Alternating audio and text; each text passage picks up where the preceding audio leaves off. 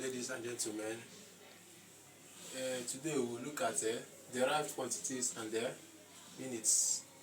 First of all, what are derived quantities? Derived quantities are those quantities which are obtained from the fundamental quantities. That is, those ones that are not original, but they are obtained by a combination of two or more fundamental quantities. And what are they? As you can see on the board, we have many of them. We have area, volume, density, speed, velocity, acceleration, force, weight, momentum, pressure, work, energy, and power.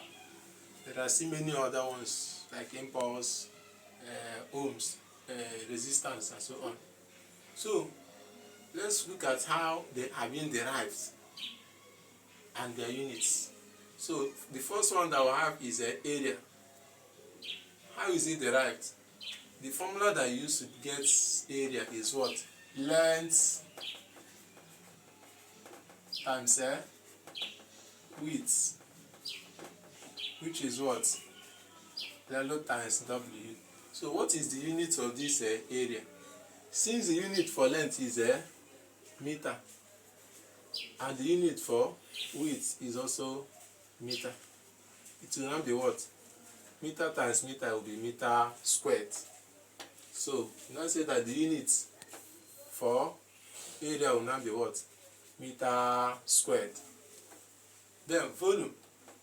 The formula for volume is length times width times height, which is what? L times what? L times W times H, which the unit will now be what? Meter. Unit for length is meter, times unit for width is also meter, unit for height is also meter, which is 3 meters. So it will be meter times meter times meter, which is what? Meter cubed. So that is the reason why the SI unit for volume will now be what? Meter cube. That is the unit for volume. Then density. The unit formula for density is mass over volume. So which will be what? M over V. So what is the SI unit for density? It will now be what? Unit for mass is what? Kilogram. While volume is what? Meter cubed. So in that case, we now be what? We now write it as a kilogram slash m raised to power 3. So you call it kilogram per meter cube. Or we also write it this way: kilogram m raised to power minus 3. If you don't want to put this slash, then we now write that, add minus to that 3. Call it what? Kilogram meter per meter cube. Then the next one is speed. The formula for speed is distance over time. Or if it is velocity, it is what? It is displacement over time. In whichever way, whether it is distance or the displacement, we represent it with what? S. And time is what? T. So what is the unit for distance? Distance is meter, because distance is compared with what? Length. So it is meter. And time is what? Second. So it will now be what? It will now be meter per second. So that is the SI unit. Or if we want to write it this way, it will be meter s raised to the power minus 1.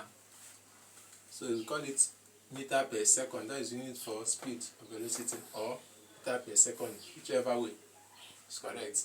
Then the next one is acceleration. Acceleration is velocity over time. That is the formula, which is V over T. So what is the unit for velocity? Unit for velocity is what? meter per second over what? Units for time. So which will be what? Time is what? Seconds.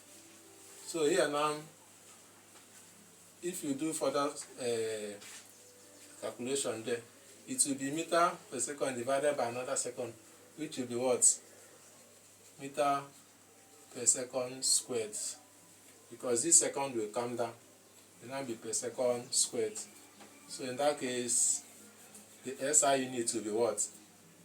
Meter per second squared. If you want to write it this way, it will now be what? You remove the slash, it will be meter second raised to the power minus 2. You add minus to that 2. And that is the unit for what? Acceleration. Another one is force. Force is mass times acceleration. And the unit, it will be what? Mo times A, or MA. So the unit is what? Unit of force is what we call Newton, which the symbol is capital N. Then the next one is weight. Weight is also mass times acceleration. But not just acceleration, but acceleration due to gravity. So in this case, instead of being mo times A, it will be what? Mo times G, because G is the acceleration due to gravity, while A is the normal acceleration. So the unit will also be what? Newton.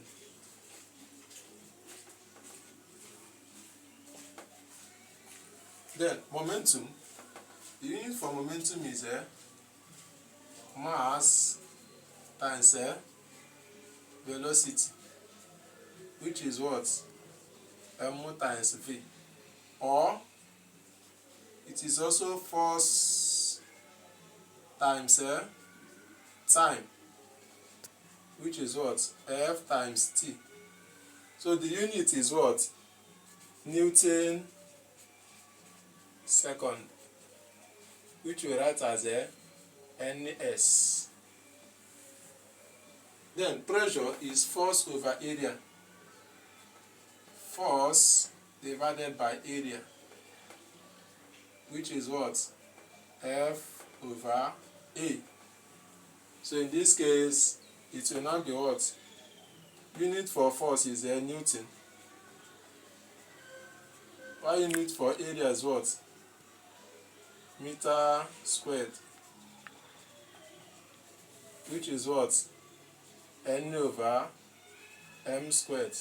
So if you write it the normal way, it will be what? N slash what? Meter squared, or N meter raised to the power minus 2. Then the next one is work and energy. Two of them have the same formula. Work done is what? Force times distance. Force times distance, which is what? F times S. And force is what? Newton. While the unit for distance is meter.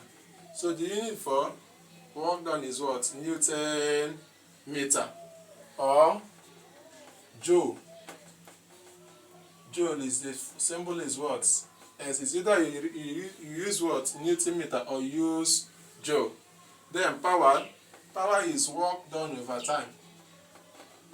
Work done over time, or energy over time, which is what? W over what? T. And then the unit will now be what? Joule per second, or what? Joule per second. Or you also use what we call watt. Watt. So the unit for power is watt, which the symbol is capital W. or joule per second, because the formula is what? Work done over time or energy over time. So that is the unit for power. So thank you for participating. If you have any observation or any correction or whatever, drop it on the comment section and I will be there to attend to you. Thank you once more.